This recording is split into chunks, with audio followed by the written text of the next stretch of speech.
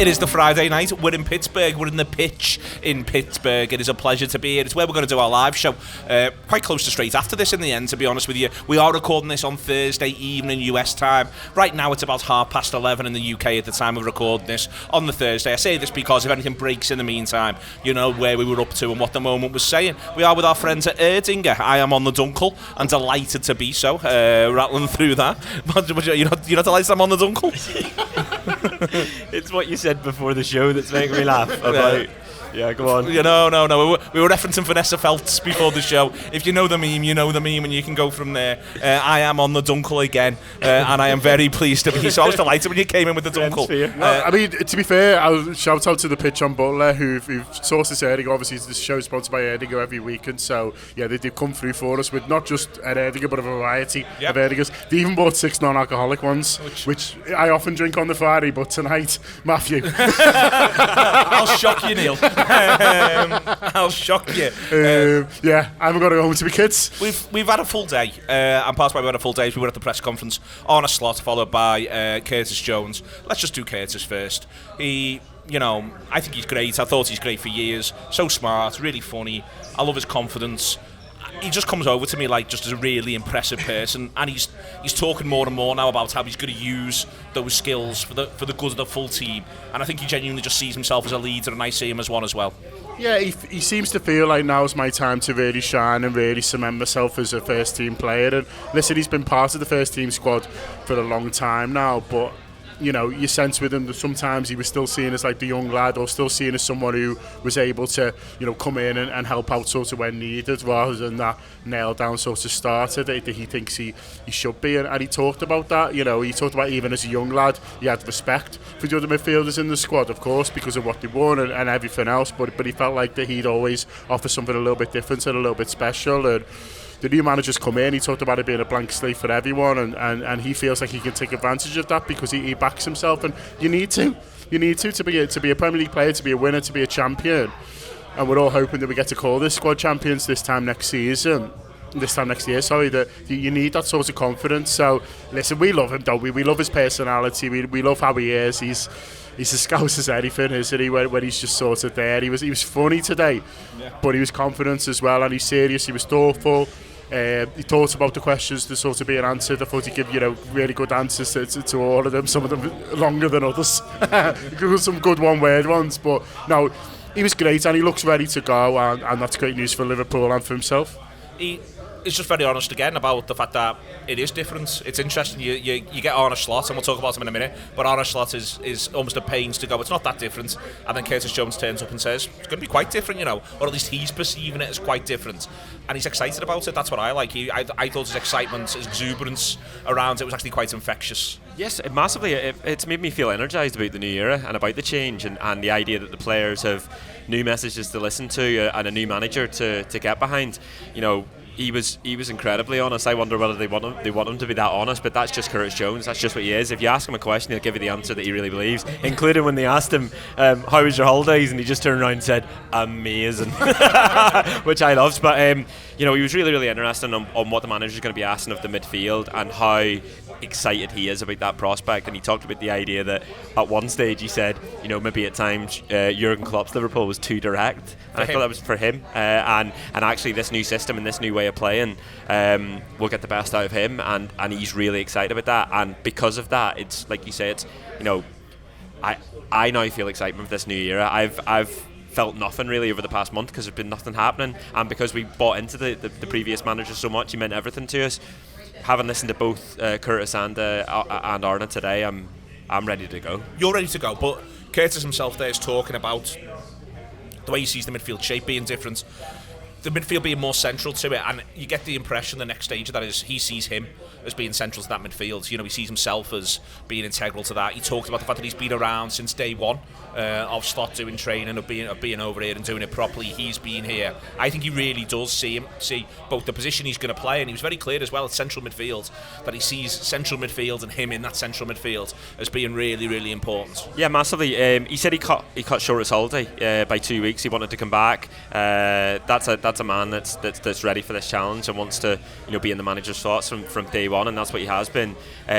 He also talked about the idea of in the past players being facilitators and how it looked as if they were starting to move away from that, and that's how he felt as if he could find his place in this team, because that's what I'd love from him this season. I'd love to see Curtis Jones be a regular player for us week in, week out, stay injury free and build on really promising and then good seasons. I want to see him be fulfill the potential that I think he has, which is top class. I'm also very interested to see his style of play, because Curtis, when you watched him as a young player, he was this flair player. He was like mercurial, and obviously what Jurgen was asking of him meant that he had to become shaped and moulded by that manager, and now I wonder whether he's going to get set free and whether we will see more goals and more assists from Curtis, because that's what he said his aim was today.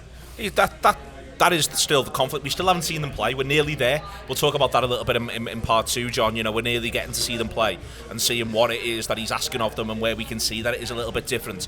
But it strikes me as quite interesting that Curtis on the one hand is given the suggestion of, and I'll be able to show more of myself, but on the other hand is also quite clear he's central midfield, if you see what I mean, and that therefore suggests to me that Liverpool are going to play through the midfield, that there's going to be a real onus on those players in the middle of the park to dictate the tempo, to dictate play, and that everything's going to go through, more is going to go through them than has happened in the past, and that appears to be what's really exciting Curtis. Well, it looked different to me, even in that game against Preston, and from the things we saw, and so I was a bit surprised when Arne Slot, who came on first, said, it's not going to be sort of that different. Then I was like a little bit surprised by that, because it already looked a bit different to me. So when Curtis came on, I was like, no, it's sort of completely different. That chimed closer. I'm probably somewhere between the two of them, to be honest. Do you think he's doing that on purpose, the manager? Do you think it's... Yeah, I think so. I think he's just sort of giving a little away, really. And also, I think he's telling the truth and also sort of holding a little bit back. So I think the manager feels like there's lots of things to constitute what a football team is, and some of them are going to stay the same. So the pressing, the work rates, the wanting to dominate, the wanting to be exciting, the want to score goals. But I think the how is going to be sort of slightly different, and I think that's where the contradictions lie, really. And I think that's where Curtis Jones is getting excited, because of the how is something that he feels like, I'm good at that how. Do you know what I mean? I can do that, and that's exciting for me. But there's a real opportunity for him, and like I said to him in the press conference, it feels like there's a shirt there to grab, and it wouldn't surprise me. I expect Curtis Jones to start at Ipswich, and when he gets his shirt, just try and get it off him. On Slot in general, I think that part of why at the minute I think he's batting these questions off is he could just do with everyone having watched a game of football. Like, I think that you might begin to get more insight out of him when he can get questions that are based on, and we saw this, and what's this meant to be? We saw this, and is this? Do you know what I mean? I think that it's hard for him at the minute. That's now his second press conference, if you include the interview done when he first arrived, and it's the third thing that he's done. I just think that he almost needs to be able to talk about the Liverpool team playing. I think it'd just make a world of difference for him. 100%, and from the point of view of transfers as well. So at the moment, listen, he's saying I don't want to talk about it, and you can sense he's not getting frustrated, because he understands everyone's playing the game.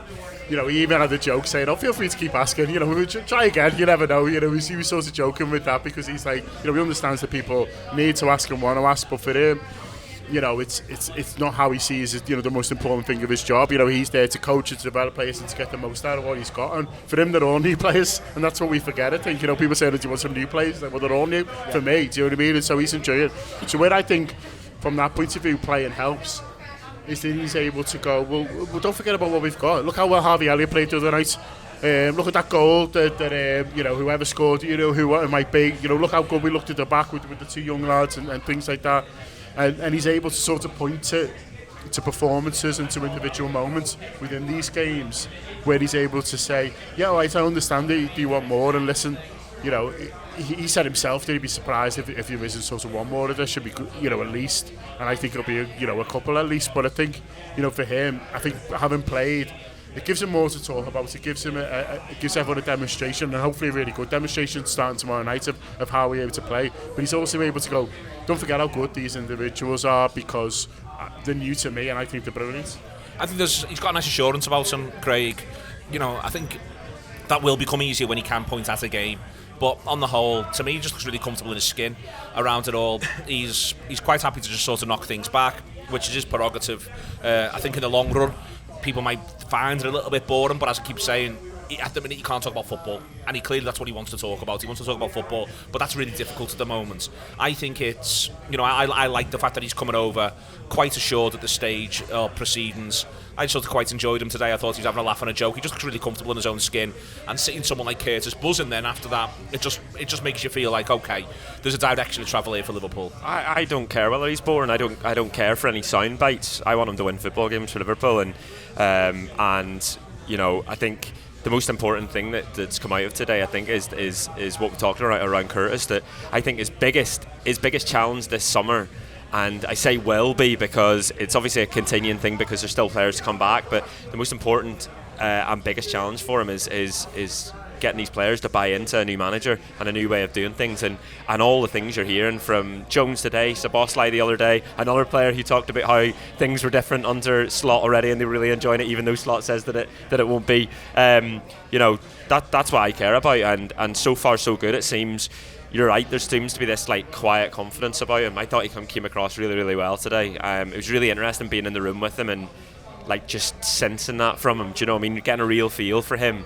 And there was a question about coming after Jurgen or something like that, and he's just not worried about that. He sees a brilliant team there that's set up to win, and that's what I want to hear from him.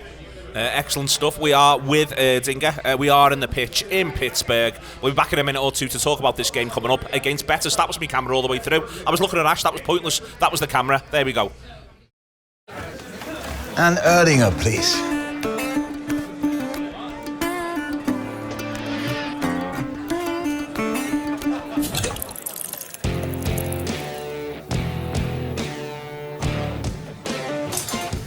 Stop!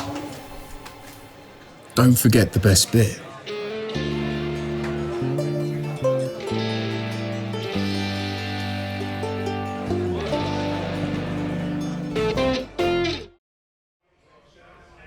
There we go. Sorted that one out. It is a pleasure to be doing. TFI Friday, that one. Oh, very. If we get there all the way to toothbrush, John, we're doing a lot right. One of the key reference points for everything with Erdinger in the pitch. Pleasure to be here. Craig Hannan and John Gibbons. It is the Anfield Wrap coming at you on Friday morning. We are recording it on Thursday evening. 12:30 UK time is when it kicks off, John. We know now there won't be any Andy Robertson, which is a bit of a shame. Not least because I just like watching Andy Robertson play football. It pleases me on almost a molecular level. What are you looking for tomorrow? I hope, just purely for my own gratification, he plays as many of the big boys, what we deem the big boys, in one side from the start. Is that what you hope, or are you happy just to see the players sprinkle through the affair? No, I'd rather see as close to a first team as we can get, because I think there's parts of the team where actually that will ends up what's starting that game against Ipswich. So I'd like to see him start. Or start the second half, however he wants to do it. But I want to see Endo. A period of time when everyone's on together. Yeah. So whether he does the first half team as the strong one or the second half team as the strong one, I don't think anyone will play much more than 45 minutes. But let's say the first half team, I think I'd love to see Endo. I put them together then, like they were a duo. Endo, Curtis Jones, and Szoboszlai as the midfield three, because I think that could be the midfield three who starts against Ipswich. Because I think McAllister will be given a sort of a decent rest and a time to sort of come back through, and so those three, that pushes Harvey Elliott then into a forward position. You've obviously got Mo Salah, who's going to start there as well, and they're 5 key players for Liverpool, I think, next season. So them not developing an understanding, because they all know each other, but understanding within the new style that Curtis Jones is much championed of what this team is, I think could be really good. And then if you add someone like Quansah, who I think will start against Ipswich as well, maybe. Bradley at right back. Yeah, Bradley. You can start putting together a team where you think actually you wouldn't necessarily want him starting a cup final, but first game of the season away at newly promoted Ipswich, you feel like you could have more than enough to sort of do the job. Yeah. So I think you start on that, and then you're giving these guys a chance to sort of bed in together and develop together within this new system. What are you looking for from tomorrow? Are you looking for seeing the shape? Are you looking for seeing an approach? What is it that you're going to be looking for this one? As I say, we'll be talking about it. I'll talk about what way our content offer is in a minute, but when I'm asking you tomorrow, what did you think of? What do you want me to be asking you is almost what I'm saying. I think it's less about the footballers that actually play, and it's more about the identity, or at least the beginnings of this new approach. I think it's the approach is the most interesting thing, particularly whenever that's the thing that the players are talking about so much. You know, as I mentioned, Jones and Szoboszlai have both, and it's been different aspects of their role, both in the same position. Szoboszlai talking about the pressing, Curtis Jones talking about the passing. I just think that'll be really interesting. I didn't watch the Preston game, but John was talking about the idea that already you could see a difference in the quick short passes. Yeah, a lot yeah, more. exactly. Yeah, rather than it being so direct as the way it was with Jurgen, where it just seemed to be like, right, we've got the ball, we go. This seems like it should be and might be a little bit more patient. So that's what I'm looking for, more so than the players. Yeah. And obviously to see Conor Bradley again, because, you know... obviously see who? Conor Bradley. Of course. I forgot I was dealing with there for a second. Of all time. I've been in the stadium. It's going to be interesting tomorrow, I think, in terms of the crowd. It should be around 40,000, might be a little bit more. We'll find out by the time we get there tomorrow, John. It's been great to be in Pittsburgh. It's felt as though... My one little note to be, it's felt as though in places it's come as a teeny little bit of a surprise to Pittsburgh. There's some people who seem very on top of it, obviously, and we've got a room full of them behind us. But separate to that, you know, knocking around Pittsburgh, they're aware something's going on. They just don't seem to know the details. In a really weird way, I think there's awareness in Pittsburgh, Liverpool are in town, but there's not necessarily awareness of when the game is. And that seems to me like it's just a little bit of a shame, a teeny bit of an opportunity missed. Yeah, perhaps, but I think Liverpool have ramped that up since they've been here, and so I think there's more and more of an understanding that Liverpool are here since they have been here. They've been doing events, the foundation have been doing stuff in the community, there's been coaching sessions, and I know the legends have been out and about it in bars and things like that. You know, the guys from here, you know, we had an event with them last night, just sort of down the road before they came here and dressed it beautifully, and so I think since Liverpool have been in town, I think that's been ramped up a little bit, and hopefully that's made a difference. The thing is, listen, it's Liverpool Real Betis, so basically Liverpool sort of are the draw, so it's sort of on them really to push it, and also it's a sports town, and that's good in theory because people you know like sports, enjoy sports, appreciate sports, but the sports going on, like we know the baseball team have played 3 times this week at home, and so that was sort of going on really, so that's going to be the biggest story, sort of what that happened. They've got their own sports going on that people are sort of interested in, so now that sort of died down a little bit. It feels like there's been a little bit more sort of the last 24 hours focus on what the Reds are doing, and I think it'll be a good crowd. It's going to be a smaller crowd than the other two, so the Liverpool Man United game in South Carolina probably sold out in 24 hours. The Liverpool Arsenal game in Philly was like, again, a couple of days sort of sold out. This one's been a little bit sort of slower for a variety of reasons, but I think the people who are in the ground are going to make a lot of noise. They're going to be very passionate, and we've experienced that, and so I think it'll be a little bit lighter in terms of numbers, but those who are there are so made up that Liverpool are in Pittsburgh that I think they're going to make a lot of noise, which is great. I'm so excited for them. I'm so excited for them to experience. You know, for a lot of them, they will never have been to Anfield, and for a lot of fans here, you know, they may never get to Anfield. But tomorrow they get to see Mo Salah play, and tomorrow they get to see and feel an aspect of the fan culture with Jamie Webster putting on an event before. I think that's the most exciting thing for them, is like Liverpool comes to them, and you've talked about it loads, and I love the idea that Pittsburgh becomes the centre of Liverpool's universe, particularly this time. Fucking hell, it's the start of a new era. You know, Arne Slot's first game in Pittsburgh, and that's incredible for these fans to get to soak that up and experience that. I was going to go to John next with a point, but he's opening the beer. Okay. So I'll. Well, you can't talk into the microphone though, John. Oh, go on. You got it back. We played for time there beautifully. You've been around a couple of community events. I think that's something that, you know, back home people don't necessarily find out about. There are a lot of them as they go around from place to place here. We'll have football to talk about next week, maybe more transfers to talk about next week. But it's worth pointing out, isn't it? The foundation are out. You've got former players knocking around, Sammy Hippier, Gary McAllister, John Barnes, they're all bouncing around the place. But the foundation's really, really active. And you know, anything with Liverpool's name on, that's making people's lives better and doing something boss, I'm right into. And there's a lot of it on these tours, and there's been a lot of it in Pittsburgh. Yeah, when Liverpool come to town, one thing they do really well is that they really come to town, and so they maximise the time that they are here. And the feedback that we've had from people who live in these cities and that Liverpool have had from other organisers is that other clubs aren't doing it. And that includes the very biggest clubs in Europe. When they come, they just come and play the game. They use it to sort of boost revenue, take the ticket sales, and then they move on somewhere else. Whereas Liverpool, obviously they're looking to make money from these things, and they're looking for big crowds, but also they're looking to. They want to go away and people to go like, oh, wasn't it great when Liverpool come? That seems to be genuinely important to them, and so it's also like the city. When people come to the city, that's what we want as well. Talking about things like Taylor Swift, Eurovision. It's a way in which, for me, the club does represent the city very, very well in that regard. So when the foundation, I went down, like you said, yesterday to one of the events they put on, and the foundation coaches who are all brilliant and they're out there, it's baking hot, but they've got so much enthusiasm because they know how much it means to these kids. Half these kids have got Liverpool kits on because they're dead excited, and listen, they'll be getting good. They're all footballers, young footballers, so they'll be getting good coaching here in America, I'm sure. But there's something about that live bird. There's something about a coach coming down with a live bird and telling you, they give out awards at the end, best goal and best boom moment to skill and best bit of teamwork and stuff like that. And these kids are proud as punch, you know what I mean, to get these things, and that'll be remembered, and that's a big thing. And listen, that might not mean anything for Liverpool moving forward. You might convert a few fans, but largely they're just doing it to be sound. I'm thinking they're largely just doing it to say, well, when we come, we want everyone to feel like to go away and feel like it was great when Liverpool come because they did all this stuff around it. And like I say, apparently it's quite unique. So yeah, good on them. Good on them indeed. Listen, we are here in the pitch. We are here with our friends at Erdinger. It is an absolute pleasure. Ash O'Rourke behind the cameras, having to make all sorts work at very, very little notice. You should see how terrible Craig Hannan looks in the flesh. If Ash has done a job on him, then fair play to him for that. If he's managed to polish this up, then he's been absolutely wonderful. We've had John Gibbons, we've had Craig Hannan, and there's more than one way Liverpool can make you proud. See you later.